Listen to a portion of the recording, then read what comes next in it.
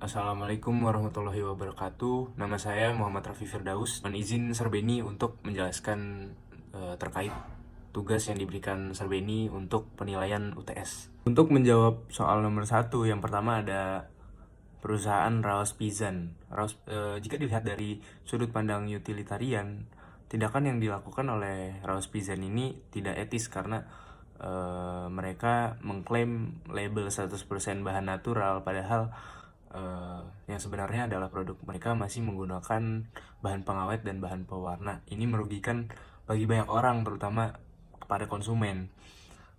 Terus juga mereka melakukan tekanan kepada karyawannya, yaitu Susi, untuk mengutamakan solidaritas perusahaan di atas integritas. Untuk perusahaan yang kedua, yaitu perusahaan Athena, perusahaan ini jelas melanggar karena menggunakan metode microneedle yang tanpa izin BPOM dan juga melakukan repacking produk yang sudah ada dengan menjualnya lagi dengan markup yang jauh lebih tinggi. Ini jelas merugikan bagi banyak orang, terutama pada konsumen, karena akan mengalami kerugian fisik dan finansial. Maka dari itu tindakan ini dianggap tidak etis jika dilihat dari sudut pandang utilitarian. Lalu kemudian perusahaan yang ketiga, yaitu perusahaan NFF. Perusahaan ini melakukan pelanggaran yang pertama, membiarkan produknya yang sebenarnya mengandung pestisida yang berlebihan. Yang kedua juga label yang menyesatkan, dan juga ada dugaan suap internal. Dari semua pelanggaran ini akan merugikan banyak orang, banyak pihak, sehingga tindakan yang dilakukan oleh perusahaan ini dianggap tidak etis jika dilihat dari sudut pandang utilitarian. Etika bisnis merupakan seperangkat norma dan nilai-nilai yang secara umum perlu diterapkan sebagai dasar pertimbangan segala proses kegiatan di suatu perusahaan. Nah, etika ini harus didahulukan daripada keuntungan, karena reputasi sebagai perusahaan yang etis justru akan menjadi aset yang lebih berharga dibandingkan mengutamakan keuntungan yang hakikatnya itu akan bersifat semu atau jangka pendek.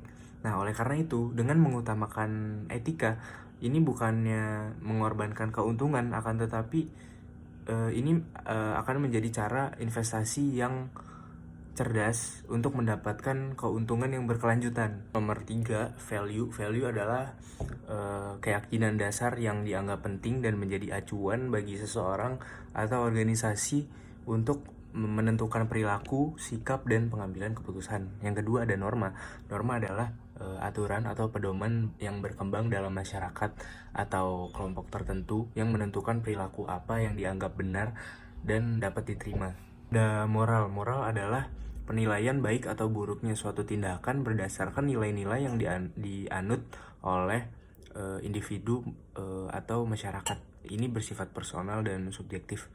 Lalu yang terakhir ada etika. Etika adalah konsep penilaian sifat kebenaran dan kebaikannya suatu tindakan sosial berdasarkan budaya yang dimiliki oleh individu maupun kelompok. Selanjutnya pada kasus pertama ini, value-nya kejujuran dan transparansi yang dipegang oleh Susi kepada konsumen, ya, karena baginya pelanggan berhak mengetahui kandungan sebenarnya dari produknya. Kemudian moralnya keyakinan pribadinya Susi yang mengatakan bahwa berbohong kepada konsumen itu adalah hal yang salah.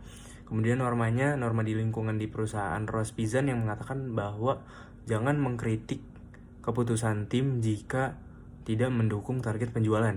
Kemudian etikanya, etika deontologis, karena di sini Susi menganut pendekatan ini dengan percaya bahwa kejujuran adalah kewajiban moral yang mutlak. Selanjutnya pada kasus perusahaan Athena, value-nya Athena mengabaikan nilai kejujuran dengan menyembunyikan asal produknya. Nah, terus moralnya, tindakan Athena salah secara moral karena sengaja menyesatkan konsumen melalui repackaging ini.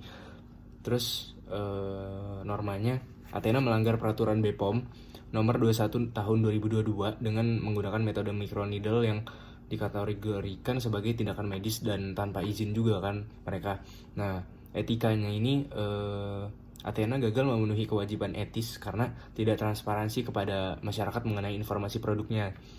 Kemudian pada kasus perusahaan yang ketiga, yaitu perusahaan NFF, value-nya ini NFF tidak menerapkan value karena tidak melakukan komitmen pada kebenaran tentang kualitas produknya.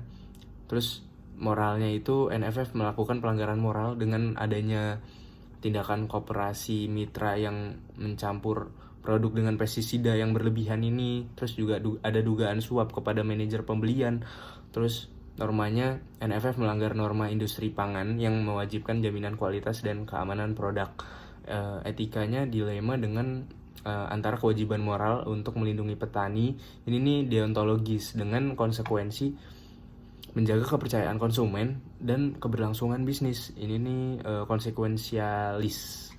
Kemudian yang terakhir untuk menjelaskan nomor 4, hal yang dapat dilakukan oleh Direktur Utama NFF ini, yang pertama menghentikan sementara kontraknya dengan Koperasi Lembang dengan memberikan mereka pembinaan dan pelatihan agar kualitasnya meningkat.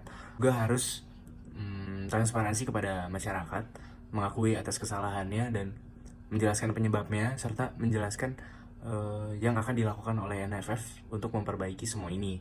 Terkait suap, direktur dapat membuat tim khusus untuk investigasi kasus ini dengan bekerja sama dengan ahli etika dari luar perusahaan, yang nantinya dimana jika pelaku ini benar-benar terbukti salah, tidak hanya menghukumnya tetapi memberitahu jika mengenai integritas ini tidak bisa ditoleransi, yang pada akhirnya nanti kondisi krisis ini akan menjadi peluang transformasinya si NFF ini. Jadi dengan membantunya koperasi yang di Lembang, NFF tidak hanya mempertahankan pemasoknya tetapi juga mengamankan pasokan yang lebih berkualitas di masa depannya nanti, dan dapat membuktikan slogannya, yaitu dari petani Indonesia untuk keluarga Indonesia.